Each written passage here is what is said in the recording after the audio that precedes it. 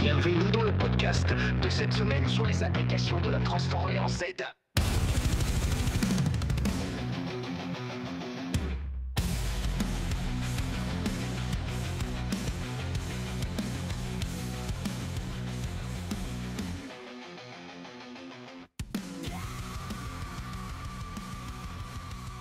Bienvenue à tous. On plonge aujourd'hui dans le monde du traitement numérique du signal.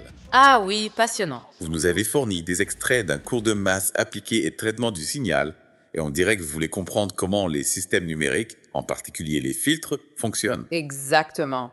C'est parti pour un voyage au cœur des transformés en Z, des équations aux différences, et bien sûr, des filtres numériques. Ces petites merveilles qui façonnent le son, les images, et même les données qui transitent par vos appareils. Et pour décrypter tout ça, j'ai avec moi un expert en la matière. Ravi d'être là. Alors commençons par le commencement. On parle de signaux numériques, mais qu'est-ce qui les différencie des signaux analogiques? Eh bien, Les schémas qu'on a sous les yeux, Fig 5.1 à 5.4, illustrent bien cette différence, non? absolument. Dans le monde analogique, imaginez la tension qui varie continuellement dans un microphone. En numérique, on échantillonne ce signal à un intervalle régulier, on le numérise en quelque sorte. On passe d'une courbe continue à une série de points. D'accord. Et pour analyser ces deux types de signaux, on utilise des outils mathématiques différents. On a la transformée de la place pour l'analogique et la transformée en Z pour le numérique. Oui, C'est un peu comme si on changeait de langue pour mieux comprendre chaque univers. exactement. Chaque transformation nous permet d'analyser le signal sous un autre angle, de décomposer ses fréquences et de voir comment il se comporte. Parlons maintenant des équations aux différences. Elles sont au cœur de la compréhension des systèmes numériques. Qu'est-ce que c'est exactement? Imaginez-les comme des équations qui décrivent la relation entre l'entrée et la sortie d'un système numérique. D'accord. On peut les comparer aux équations différentielles pour les systèmes analogiques, mais en plus simple. L'équation fournie dans le cours est un bon exemple de cette simplicité. Et la fameuse fonction de transfert, on en entend beaucoup parler. Quel est son rôle? C'est la carte d'identité du système. Elle décrit comment il transforme un signal d'entrée en un signal de sortie. Plus précisément, c'est le rapport entre la transformée en Z de la sortie et celle de l'entrée, avec des conditions initiales nulles. On retrouve la même logique avec la transformée de la place en analogique, comme on le voit dans les figures 5.2 et 5.4. C'est donc grâce à la fonction de transfert qu'on peut prédire comment un système va réagir à un signal donné. Tout à fait. Elle nous permet d'analyser son comportement en fréquence et de comprendre comment il va modifier le signal. Le cours insiste sur le lien entre fonction de transfert et équation de différence. Pourquoi est-ce important de pouvoir jongler entre ces deux représentations? C'est une question de passerelle entre théorie et pratique. Les logiciels de conception nous donnent souvent la fonction de transfert, mais pour implémenter le système, on a besoin de l'équation aux différences. Un peu comme un plan d'architecte et la liste des matériaux pour construire une maison. Exactement. Prenons l'exemple du filtre avec la fonction de transfert FC, Z 0.6C plus 0.05 du coup. On peut manipuler cette équation pour obtenir l'équation aux différences correspondantes qui nous permettra de calculer la sortie du filtre à chaque instant.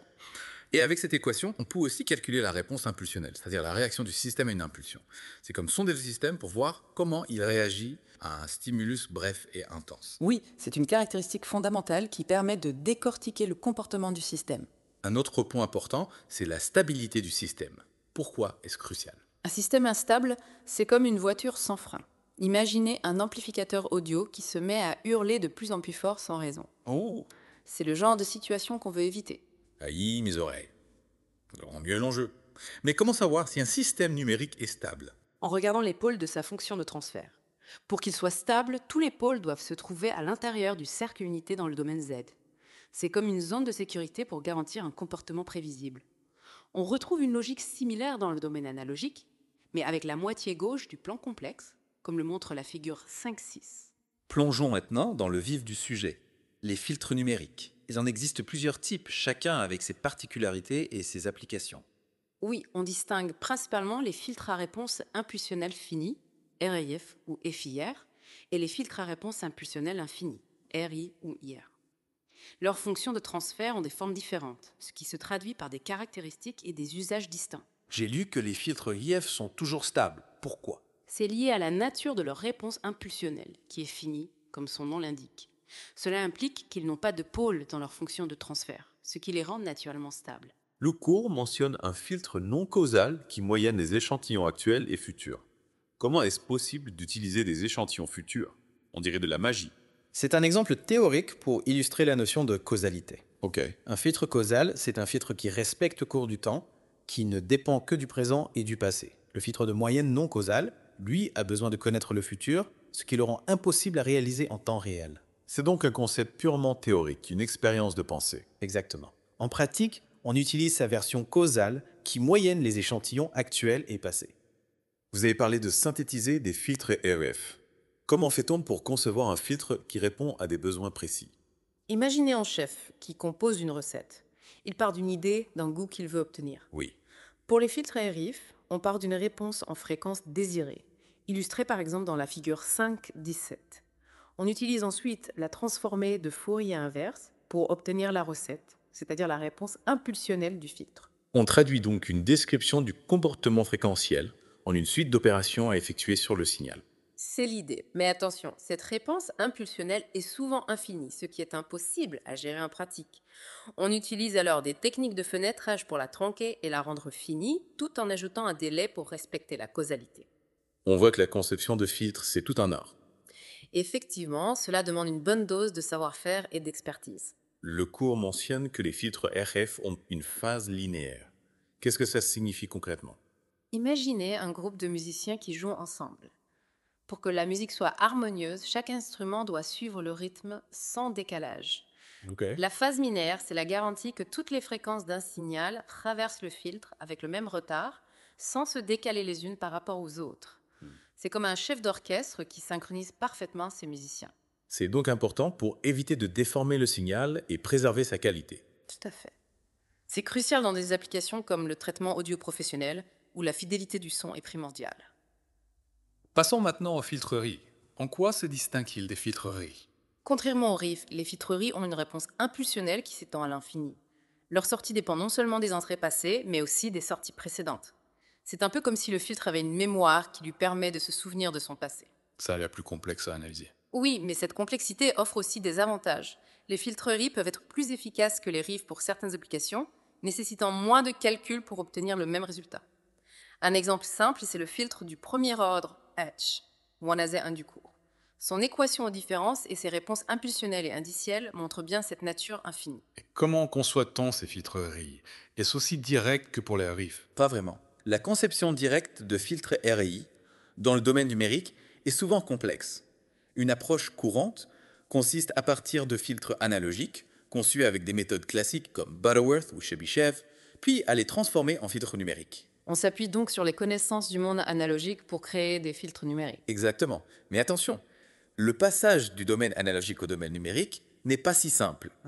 La transformation exacte entre les deux domaines n'est pas linéaire, ce qui pose des problèmes. D'accord. Une première approximation, TP et Z1, n'est valable que pour les basses fréquences. J'imagine qu'il existe des techniques plus sophistiquées pour réaliser cette transformation. Oui, la transformation bilinéaire est la méthode la plus couramment utilisée. Elle permet de transformer un filtre analogique en un filtre numérique en conservant la forme rationnelle des fonctions de transfert, et ce, avec une bonne précision sur une plus large gamme de fréquences. C'est donc un outil puissant pour la conception de filtres RI. Tout à fait. La transformation bilinéaire permet de concevoir des filtres avec des fréquences de coupure jusqu'à la fréquence de Nyquist, une limite importante pour les autres méthodes. Mais le cours mentionne un effet de déformation des fréquences lié à cette transformation. De quoi s'agit-il? C'est le prix à payer pour cette transformation. La relation entre les fréquences analogiques et numériques n'est pas parfaitement linéaire. Il peut y avoir des décalages entre les fréquences de coupure du filtre numérique par rapport au filtre analogique d'origine. Donc la fréquence de coupure du filtre numérique ne sera pas exactement celle qu'on souhaite. C'est possible. Pour éviter cela, on utilise une technique de prédéformation. On calcule une correction à appliquer à la fréquence de coupure avant d'utiliser la transformation bilinéaire.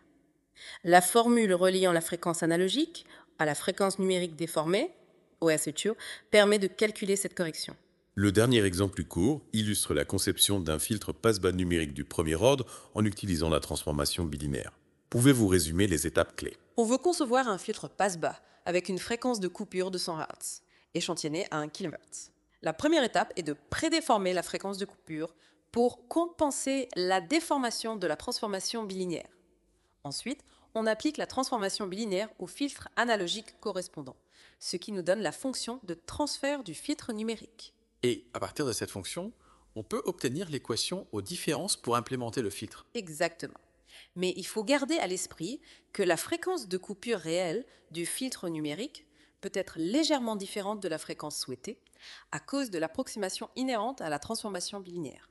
La prédéformation est donc cruciale pour obtenir un filtre qui se comporte comme prévu. Tout à fait. Il faut toujours garder à l'esprit les limitations de la transformation bilinéaire, surtout aux fréquences proches de Nyquist. C'est vrai, il faut parfois faire des compromis pour concilier simplicité et précision. En parcourant ces documents, on réalise à quel point les filtres numériques sont partout dans notre quotidien. On les utilise sans même s'en rendre compte. Absolument. Prenez la musique, par exemple. Les filtres numériques sont utilisés pour égaliser le son, supprimer les bruits parasites, ajouter des effets. Ils sont essentiels pour obtenir une qualité audio optimale. Et dans les télécommunications aussi, ils jouent un rôle crucial. Sans eux, impossible d'avoir des communications claires et fiables. Tout à fait. Les filtres numériques permettent de séparer les signaux, d'éliminer les interférences et d'améliorer la qualité des transmissions. Ils sont au cœur des réseaux téléphoniques, de la télévision numérique et d'Internet. Et même dans le domaine médical, ils sont indispensables. Pensez à l'imagerie médicale. Les scanners, les IRM, tous ces appareils utilisent des filtres numériques pour traiter les signaux bruts et produire des images claires et précises des organes internes. C'est grâce à eux que les médecins peuvent diagnostiquer et traiter les maladies plus efficacement. C'est fascinant de voir comment des concepts mathématiques abstraits comme les transformer en Z et les équations aux différences peuvent avoir un impact si concret sur nos vies. C'est la magie des mathématiques appliquées. Elles nous donnent les outils pour comprendre et modeler le monde qui nous entoure. Justement, en parlant de modélisation, j'ai été impressionné par la précision avec laquelle on peut concevoir des filtres numériques pour répondre à des besoins spécifiques. Oui, c'est comme de la chirurgie de précision pour les signaux. absolument. Les outils de conception modernes permettent de créer des filtres aux caractéristiques très précises en ajustant finement leur réponse en fréquence. On peut les imaginer comme des sculpteurs qui façonnent le signal pour lui donner la forme désirée. Et il y a aussi les filtres adaptatifs, qui peuvent modifier leur comportement en fonction du signal d'entrée. C'est presque comme s'ils avaient une intelligence propre. Ces filtres sont fascinants. Ils sont capables d'apprendre et de s'adapter au changement du signal d'entrée, ce qui les rend très performants dans des environnements dynamiques. On les retrouve dans des applications comme la suppression du bruit en temps réel ou l'égalisation audio adaptative. Avec l'évolution rapide de la technologie, quel avenir voyez-vous pour les filtres numériques ? L'avenir est prometteur. Les filtres numériques joueront un rôle encore plus important dans les technologies émergentes comme l'intelligence artificielle, l'Internet des objets et la réalité virtuelle. Ils deviendront encore plus performants, plus compacts et moins gourmands en énergie. On peut imaginer des applications concrètes de ces avancées. Dans le domaine de la santé, par exemple. On peut imaginer des capteurs portables qui analysent en permanence nos signaux physiologiques grâce à des filtres numériques sophistiqués. Rythme cardiaque, activité cérébrale. Ces données pourraient être utilisées pour détecter précocement des maladies ou personnaliser les traitements médicaux. C'est une révolution en matière de prévention et de suivi médical. Absolument. Dans le domaine des transports, les filtres numériques pourraient rendre les systèmes de conduite autonome encore plus performants. Imaginez des voitures qui réagissent en temps réel aux conditions de circulation grâce à des filtres qui analysent les données des capteurs et des caméras. Et n'oublions pas les applications grand public. Oui. Les assistants vocaux, la reconnaissance faciale, tous ces systèmes reposent sur des filtres numériques avancés. Le traitement du signal est partout autour de nous, même si on ne le voit pas toujours. Face à cette évolution, quels sont les défis à relever pour les concepteurs de filtres numériques ? L'un des principaux défis est la complexité croissante des signaux à traiter. Avec l'avènement du big data, les systèmes numériques doivent gérer des quantités massives de données, ce qui exige des algorithmes de filtrage toujours plus performants. La vitesse de traitement devient donc cruciale. Tout à fait. Il faut pouvoir traiter ces données en temps réel, ce qui nécessite des architectures matérielles et logicielles optimisées. Et la consommation énergétique. C'est un enjeu important pour les applications mobiles et embarquées. Oui, la conception de filtres numériques à faible consommation est un domaine de recherche très actif. On explore de nouvelles architectures et de nouveaux algorithmes pour minimiser la consommation énergétique, tout en maintenant des performances élevées. En résumé, l'avenir des filtres numériques est à la fois passionnant et plein de défis. Tout à fait. Les possibilités sont infinies et il est certain que le traitement numérique du signal continuera à transformer notre monde de manière inattendue. Et pour mieux appréhender ces transformations, il est crucial de comprendre les fondements de cette discipline. Absolument, les bases sont essentielles pour saisir les subtilités et le potentiel immense de ce domaine. Et on peut imaginer que ce potentiel ne va que croître dans les années à venir. Sans aucun doute. Imaginez des filtres capables de s'adapter en temps réel à des environnements changeants, apprenant de leurs erreurs et améliorant constamment leur performance. On dirait presque de la science-fiction. Cela me fait penser au réseau de neurones, ces algorithmes d'apprentissage automatique qui révolutionnent déjà tant de domaines. C'est une piste très prometteuse. On pourrait effectivement concevoir des filtres numériques basés sur des réseaux de neurones, capables de traiter des signaux extrêmement complexes, comme la parole ou les images, avec une précision inégalée. Des filtres intelligents en quelque sorte. Oui. Cela ouvre la porte à des applications incroyables, des systèmes de reconnaissance vocale et faciale encore plus performants, des assistants virtuels plus intelligents, des robots capables d'interagir de manière plus naturelle avec leur environnement. Exactement. Les possibilités sont immenses, mais il ne faut pas oublier les défis qui se posent également. Ah oui. Concevoir de nouveaux algorithmes, optimiser les architectures matérielles, gérer les questions éthiques liées à l'utilisation de ces technologies, tout cela demandera beaucoup de recherche et de réflexion. En parlant de questions éthiques, l'utilisation croissante des filtres numériques soulève forcément des interrogations sur la protection de la vie privée, la sécurité et la manipulation de l'information. Oui, c'est un aspect crucial qu'il ne faut pas négliger. Comment garantir que les données personnelles collectées par les capteurs connectés ne seront pas utilisées à des fins malveillantes? Comment éviter la manipulation des images et des vidéos par des filtres numériques? Ce sont des questions complexes qui nécessitent un dialogue ouvert et transparent entre les scientifiques, les ingénieurs, les décideurs politiques et le grand public. C'est une responsabilité collective de veiller à ce que ces technologies soient utilisées de manière responsable et éthique pour le bien de l'humanité. Tout à fait. Il est important de sensibiliser le public aux enjeux du traitement numérique du signal, de l'informer sur ses potentialités, mais aussi sur ses limites et ses risques. En conclusion, cette plongée dans le monde du traitement numérique du signal nous a permis de découvrir un domaine fascinant, à la fois complexe et omniprésent dans notre quotidien. Un domaine en pleine évolution qui ne cesse de repousser des limites du possible. Et un domaine qui, sans aucun doute, continuera à nous surprendre et à transformer notre monde dans les années à venir. Un grand merci à vous pour toutes ces explications passionnantes. J'espère que cette exploration vous a donné envie d'en savoir plus sur le traitement numérique du signal et sur son rôle dans le monde de demain. Le plaisir était pour moi. N'hésitez pas à continuer vos recherches et à explorer ce domaine fascinant. Qui sait quelles innovations extraordinaires nous attendent dans un futur proche?